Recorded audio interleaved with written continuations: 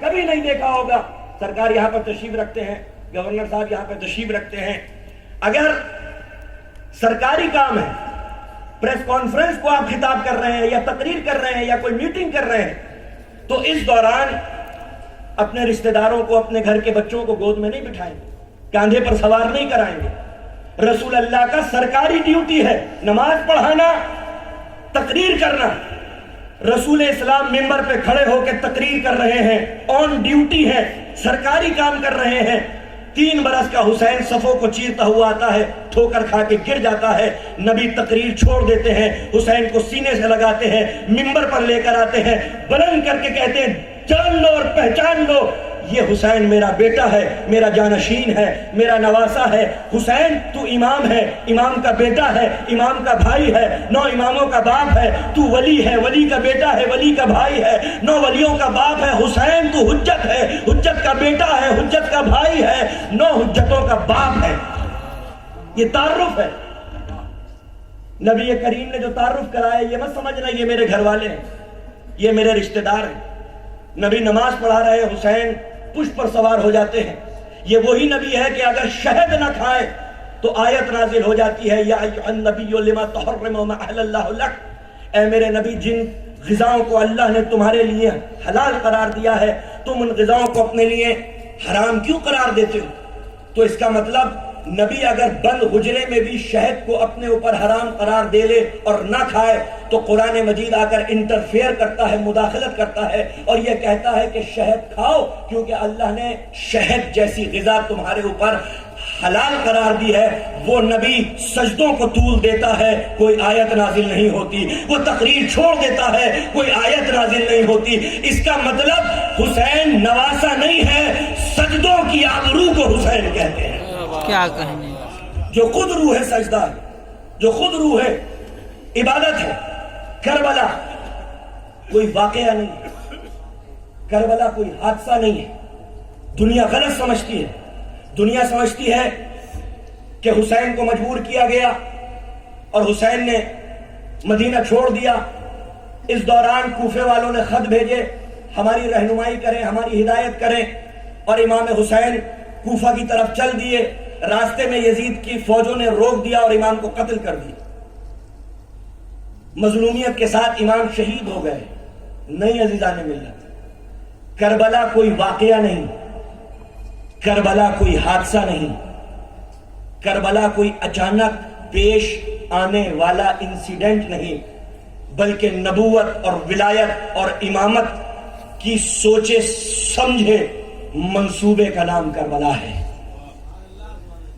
کربلا حادثہ نہیں, ایکسیڈنٹ نہیں, کربلا امامت اور نبوت کے منصوبے کا نام ہے. یہی سبب ہے کہ شاعر نے کیا خوب کہا ہے, جوش ولی آبادی کہتے ہیں یہ انی پر سر نہیں تیری انا کا تاج ہے.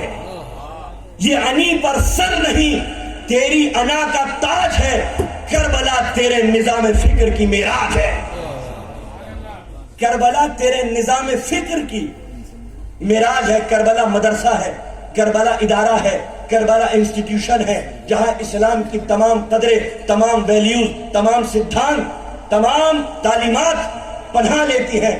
کربلا عشق الہی کا مقام اول و آخر ہے. کربلا ڈکٹیٹر کی بیعت سے انکار کرنے کا نام ہے.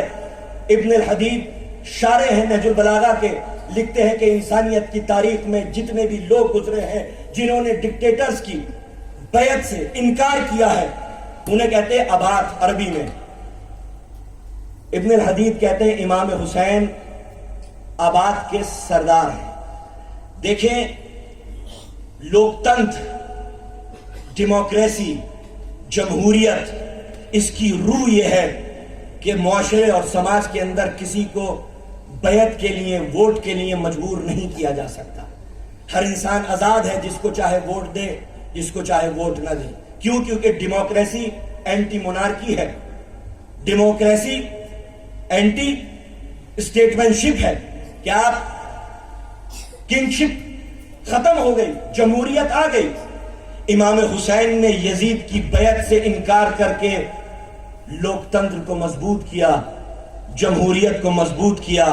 کہ جب میرے نانا نے کسی کو مجبور نہیں کیا ان کی بیعت کے لیے تو یزید تم کون ہوتے ہو مجھے مجبور کرو کہ میں تمہاری بیعت کروں۔ امام کو یقین تھا کہ شہادت واقع ہوگی، اگر مدینے میں شہید ہوتے تو قاتل چھپ جاتا، شہادت ضائع ہو جاتی، مکہ میں شہید ہوتے قاتل چھپ جاتا، شہادت ضائع ہو جاتی۔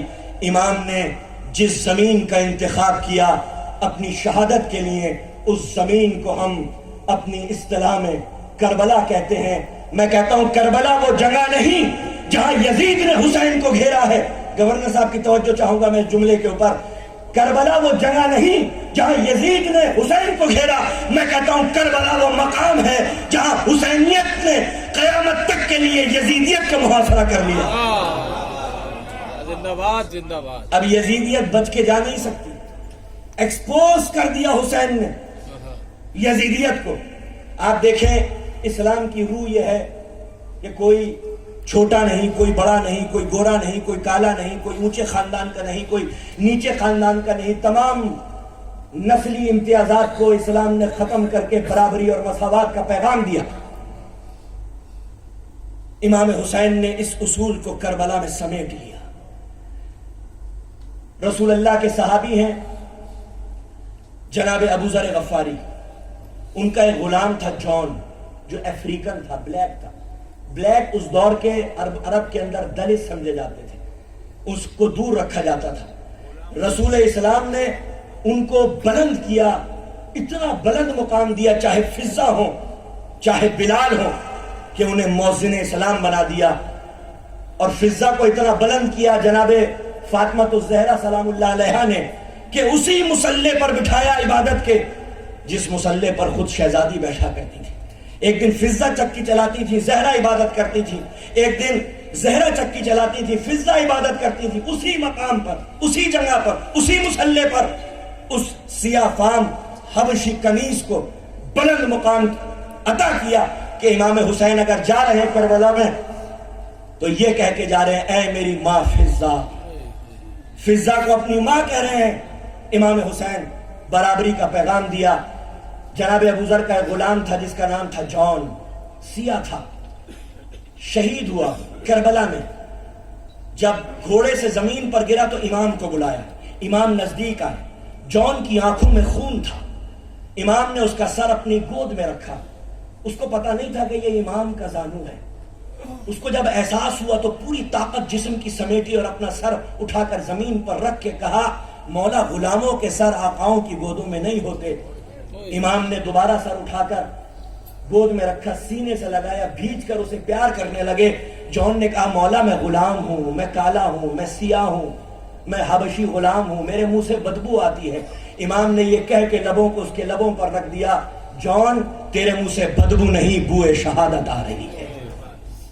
یہ پیغام ہے امام حسین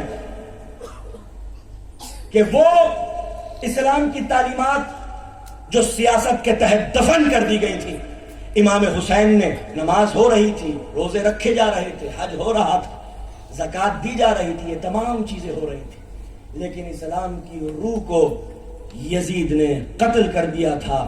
یہی سبب ہے کہ امام حسین نے کربلا کو برپا کیا اور اسلام کی روح کربلا کے پیکر میں پھونک دی، اور وہ اسلام جو مستور تھا اسے حضور بخش دیا۔